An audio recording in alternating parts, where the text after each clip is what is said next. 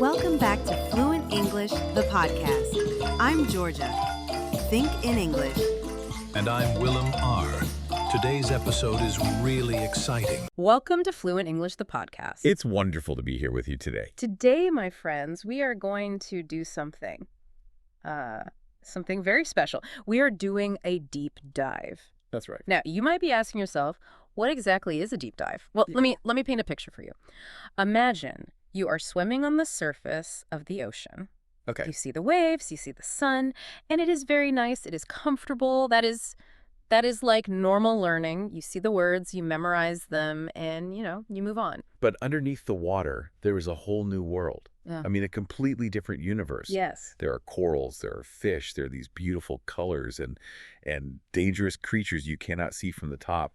A deep dive is when we put on our scuba gear and we go down there. We go deep. We go very deep. We take a stack of sources, articles, research papers, linguistic studies, and we don't just read them, we explore them, we squeeze them until we find the absolute truth inside. We unpack them completely.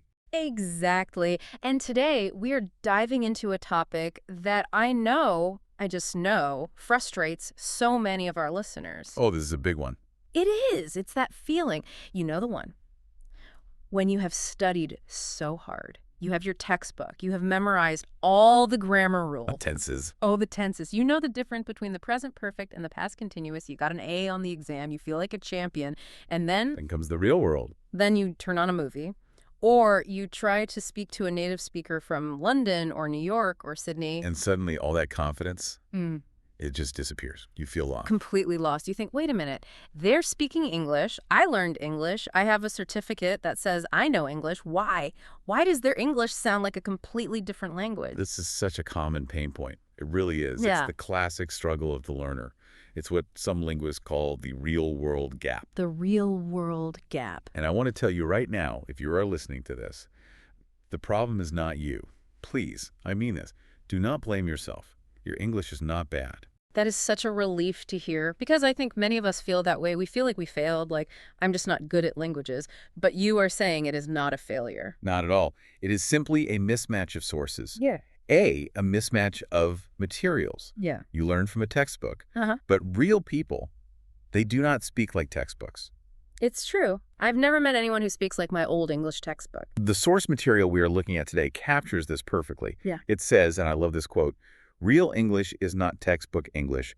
Real English is living English." Living English. I love that phrase. It sounds so dynamic. It sounds like something that breathes and moves and changes. It does. It's not a collection of rules frozen in a book. It's alive. So our mission today is clear. We are going to bridge that gap. We are going to take you from the stiff, formal textbook world into the messy, fast, beautiful world of real spoken English. That is the plan. We have 4 main pillars to cover today.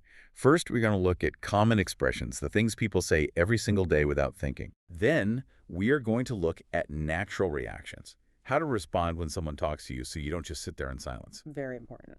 After that, we are going to talk about tone, which might be the most important secret of all, the music of the language. The secret weapon. The secret weapon, exactly. And finally, we will discuss the difference between sounding like a robot and sounding like a human. Oh, I cannot wait for the robot part. I think we've all sounded like a robot at some point. We absolutely have. So get comfortable. If you are commuting to work, if you are cooking dinner, or if you are just relaxing with a cup of tea, put on your headphones and let's get started. Let's unpack this first big concept. Why? Why does textbook English feel so unnatural? Let's look at the evidence. Our source gives us some fantastic examples of this contrast. Imagine a scenario. You meet someone for the very first time. Okay, I'm imagining it. A party, maybe? Perfect, a party.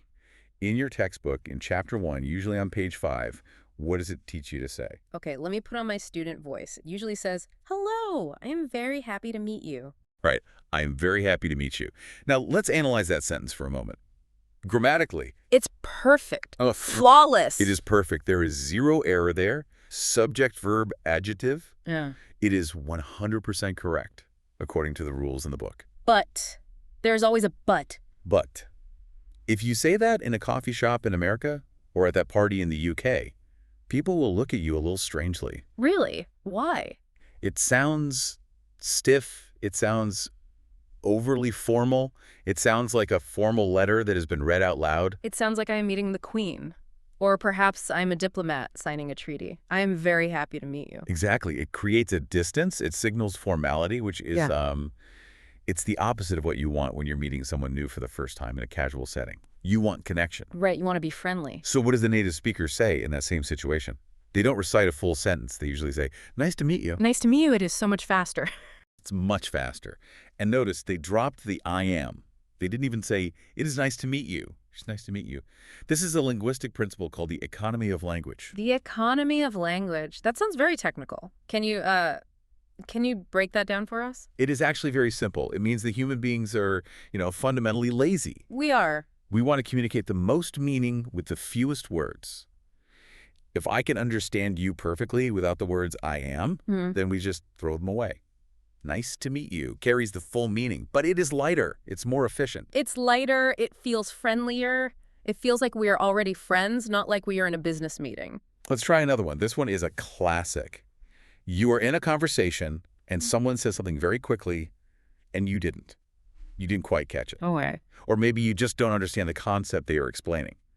The textbook teaches you to say, "I do not understand." I do not understand. Again, it feels very serious, very formal.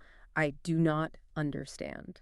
It creates a distance, doesn't it? Yeah. It feels like a report you're filing. Report, I do not understand. It puts up a wall. Yeah, it sounds a bit confrontational almost. It can. But what does real life sound like? The source tells us the native version is much more casual. It is, "I don't get it." I don't get it. That is so common. I hear that in movies all the time. I don't get it. Now, this is fascinating linguistically.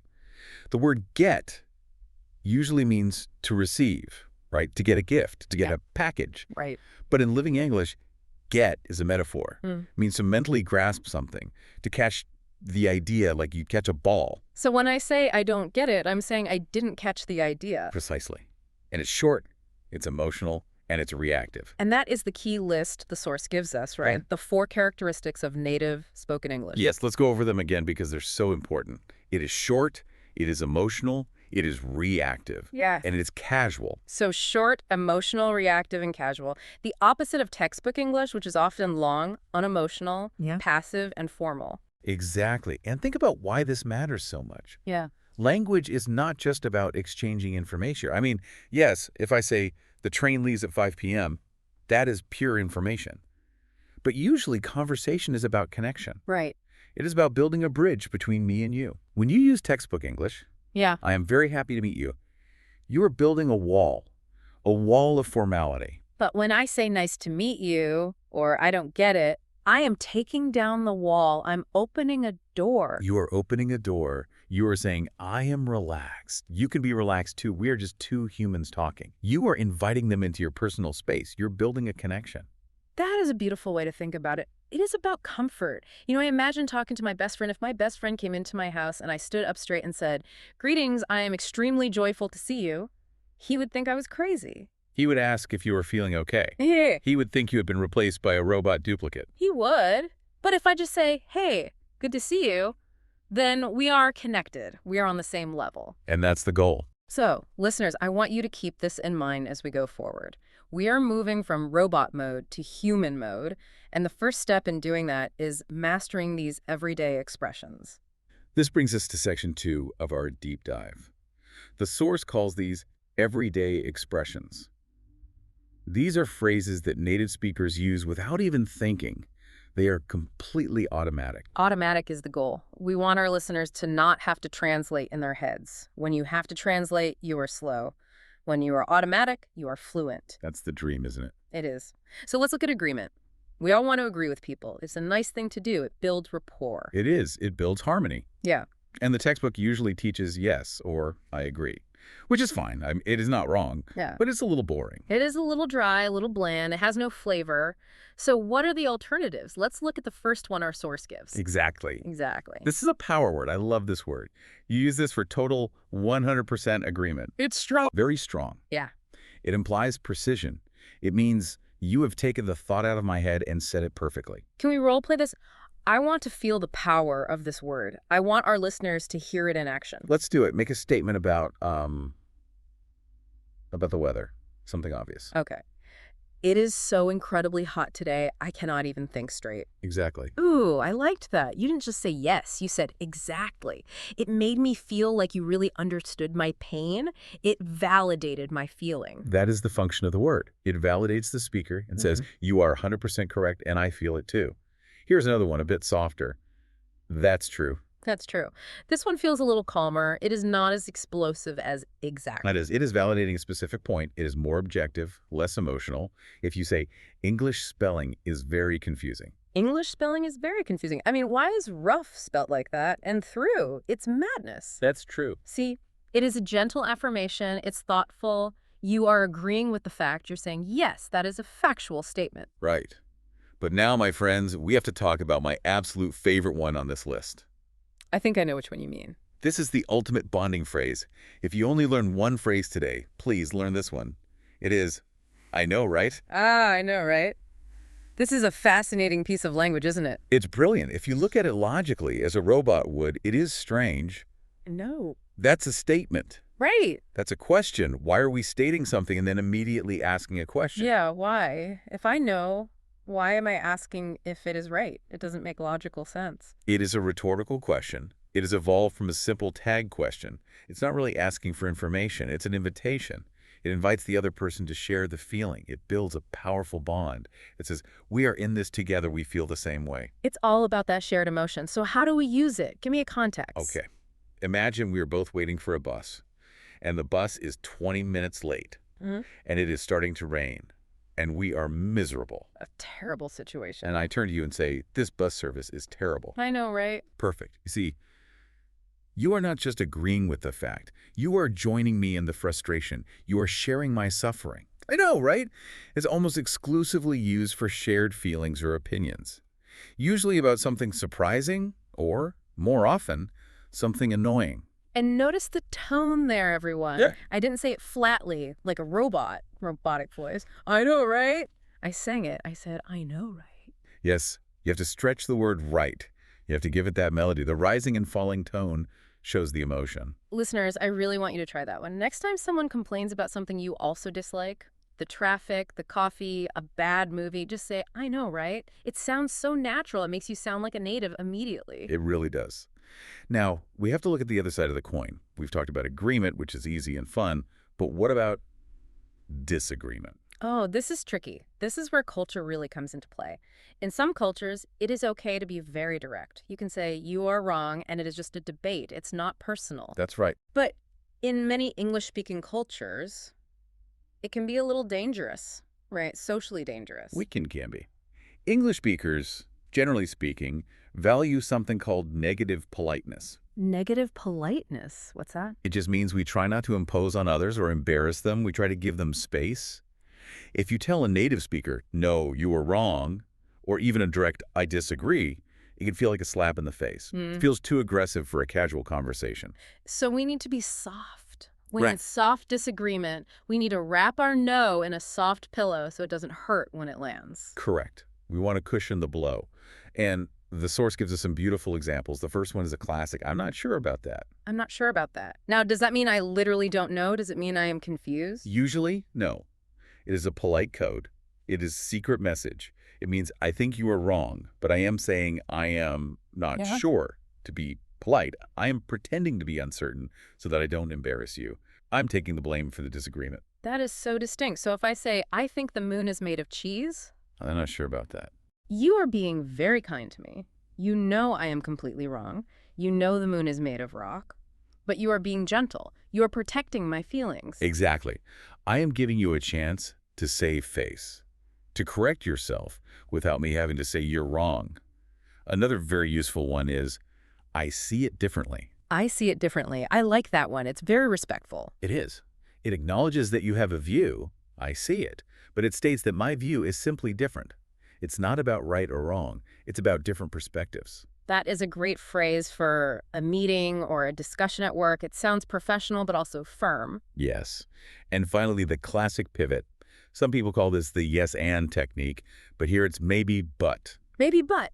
I love this one. It feels like you are agreeing at first, but then you sneak in your disagreement. It's very clever. It validates part of their argument first, which makes them feel heard.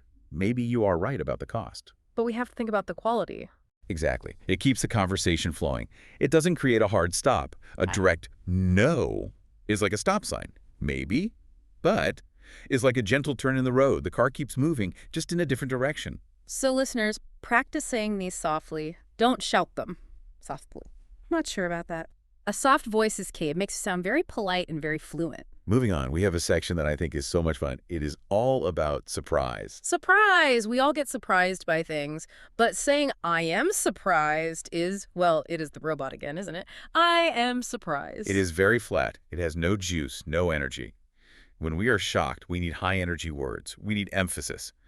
The source lists 3 great ones. First, No way. no way. I use this all the time. No way. It literally means there is no path, which is a strange thing to say, but it functionally means I cannot believe what you were telling me. It is impossible. Let's role play again. I love these. Expert, did you know that I won the lottery yesterday? $1 million. No way. See? That energy, that excitement. If you had just said, I am surprised, I would have been so disappointed. I would feel like you didn't care. But no way makes me feel like my news is huge. It shares your excitement. Similar to that is another question word. Seriously. Seriously. Yeah. This one can be used for good surprise or bad surprise, right? Right. It's very flexible. It is very versatile. The tone tells you everything. If you win the lottery, seriously. Happy, high-pitched tone. If you lost your wallet, Yeah. seriously. Sad, frustrated, low tone. And the third one, you're kidding. You're kidding. Which just means you must be joking because this is too crazy to be true. These are great. But now, expert, I have to ask you about something that I think scares a lot of learners. Maybe it's the biggest fear. And what is that? The fear of silence. Yes, Yeah. the panic, the dead air. You know the feeling. As someone asks you a difficult question, what do you think about the socioeconomic implications of modern art? And your brain just, it freezes. It goes blank. Totally blank. You need time to translate. You need time to find the words. But the silence is growing. It gets awkward. You start sweating. You feel stupid. And that is where buffer phrases come to save your life. Buffer phrases. Explain that concept. What is a buffer? A buffer is something that goes between 2 things to soften an impact, like the buffer on a train. In language, a buffer phrase buys you time. Instead of sitting in silence, which looks like you are confused or don't speak English well, you use a phrase that tells the other person, I heard you. I am thinking. Please wait. I am still here. It fills the silence with something productive. So what are the examples from our source? The first one is very simple and very common. Just a sec. Just a sec, which is short for just a second. Yes, or a little longer. Give me a minute. Give me a minute. And for a question you really can't answer right now, I'll get back to you. I'll get back to you. That one is great if you really don't know the answer and need to check later, or maybe you need to check Google very quickly under the table. The motivational point here is crucial. Listeners, please hear this. Using these phrases does not show weakness. It shows control. That's a huge shift in mindset. It is. If you stay silent, you look scared. You look lost. If you say, that's a great question. Give me a minute to think about that. You look confident. You look thoughtful. You are controlling the flow of the conversation. You are claiming the space. You are taking charge. Give me a minute. It sounds commanding in a good way, like you respect their question enough to give it a proper thought. Exactly. It gives your brain the time it needs to load the English file without any of the social awkwardness or panic. Now, let's talk about what happens when you are on the other side, when you are listening. Because conversation is a two-way street. It is like a game of tennis. You hit the ball, I have to hit the ball back. This brings us to section 4, the power of reactions. You know, I have noticed something when I watch native speakers talk, whether it's in interviews or even just friends talking in a cafe. The person who is listening is never just sitting there like a stone. Never. If they did, it would look very strange. It might even look aggressive or rude. They are always doing something, nodding their head, making little noises, changing their facial expression. The source calls this the silence problem for learners. Learners often think that being polite means being completely quiet while the other person speaks. Right, because you don't want to interrupt. And in some cultures, that is absolutely true. You show respect for the speaker by being silent. But in many English-speaking cultures, if you are totally silent, the speaker starts to worry. They think, did the phone call drop? Are they asleep? Do they hate me? So we need to react. We need to feed the speaker little bits of encouragement. We need to react immediately and often. We call this back-channeling. Back channeling, like a secret channel of communication. Yes, it is the channel of information coming back to the speaker while they are still speaking. It validates them. Let's look at reacting to good news first. Your friend tells you they got a promotion at work. Okay, the robot inside me says, that is good. Oh, boring.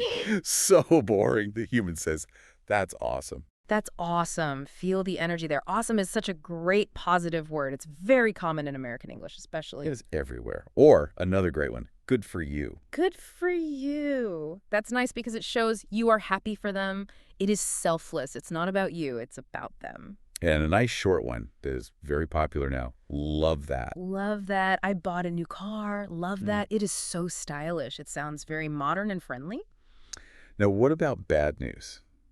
This is harder, isn't it? You don't want to say the wrong thing. You don't want to give a long speech. You just want to show empathy quickly and sincerely. Right. If someone says, I lost my phone, you can't say, that is awesome. That would be a disaster. Please don't say that. You will lose a friend very quickly. So what do we say? The source gives us a phrase that is very slang, very casual, but very, very common. That sucks. That sucks. Yeah. Now, I want to be very clear for our listeners. This is casual. Do not say this to your boss in a formal boardroom meeting. And maybe don't say this to your grandmother, but to a friend, to a colleague at lunch. It is the perfect phrase Why is it perfect? What makes it so good? because it completely validates the bad feeling without trying to fix it.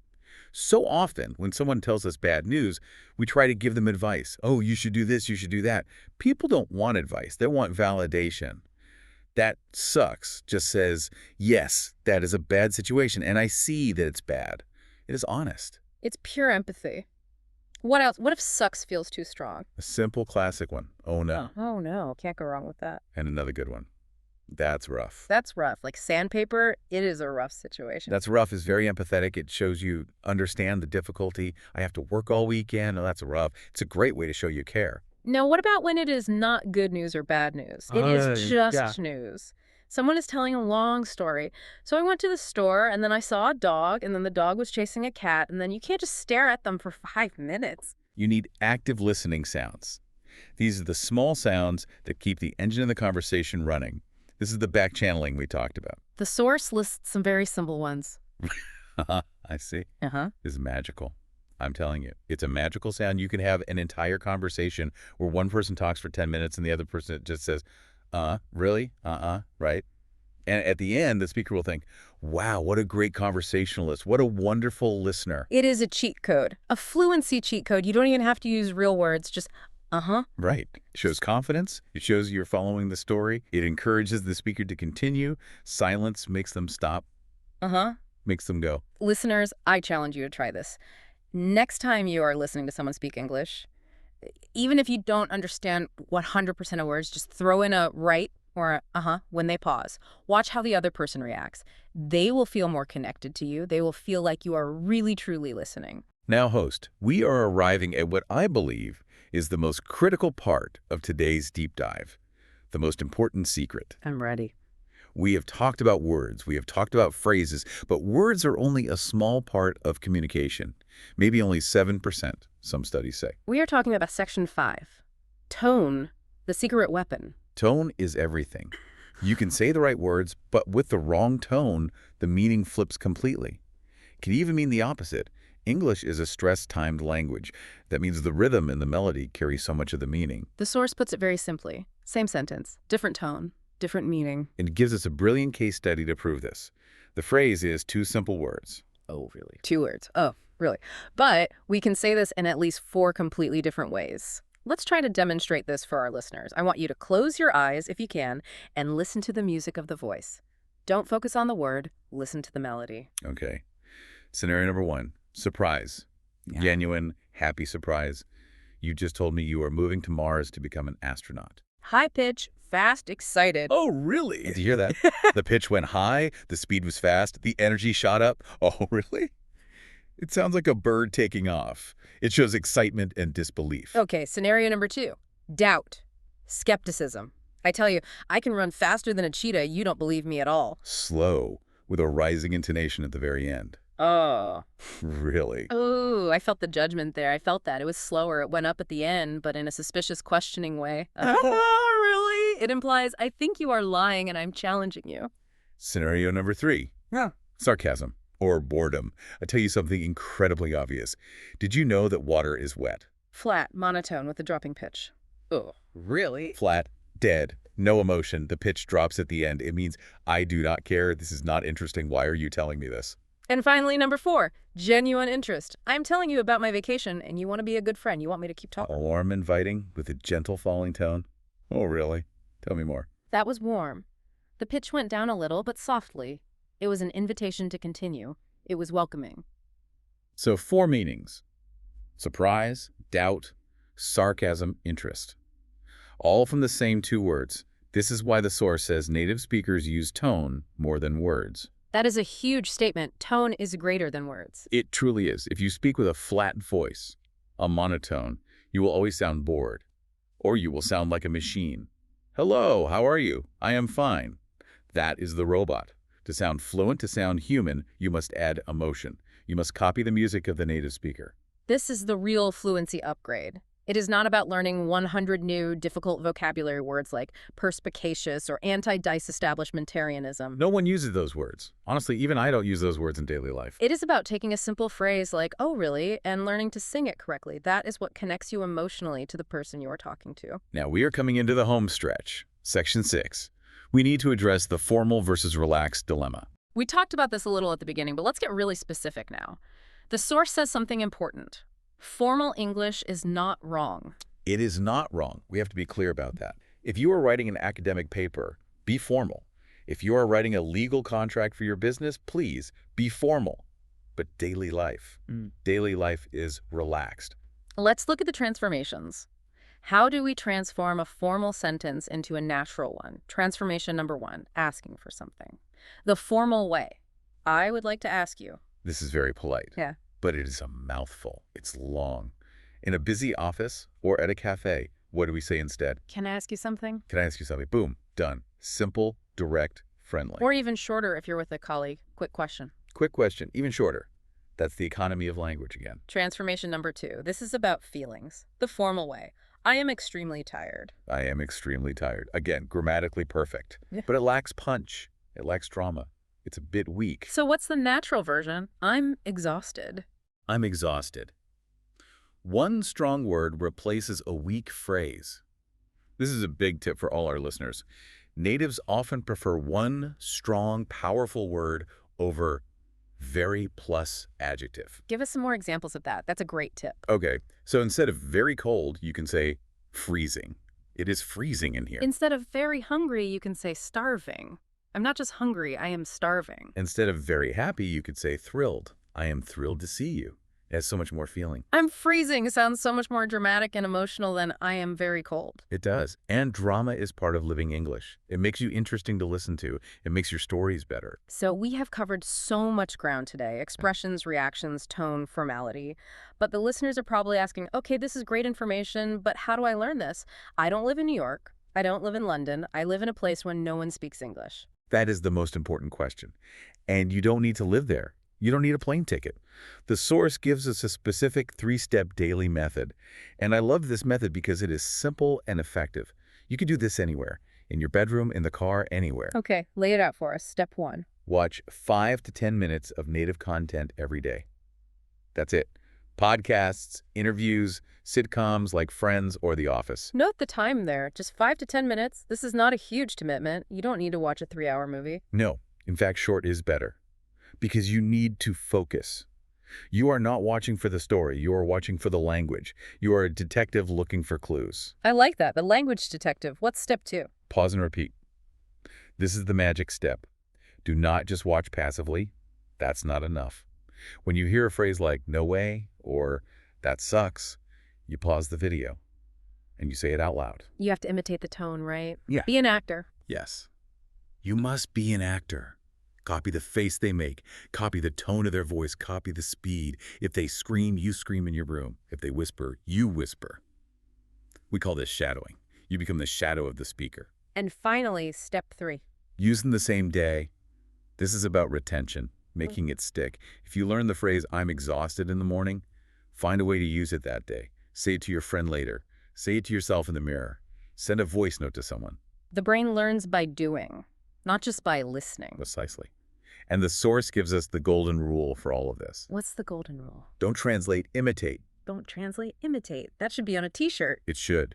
Translation is slow. It's the enemy of fluency. Imitation is fast. Be a parrot.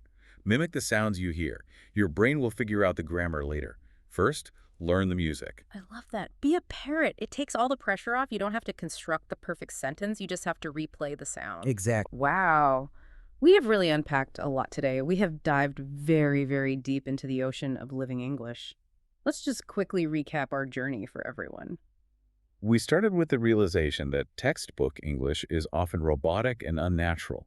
We learned that living English is short, emotional, reactive, and casual. We learned powerful phrases for agreement, like exactly, and the ultimate bonding phrase, I know, right?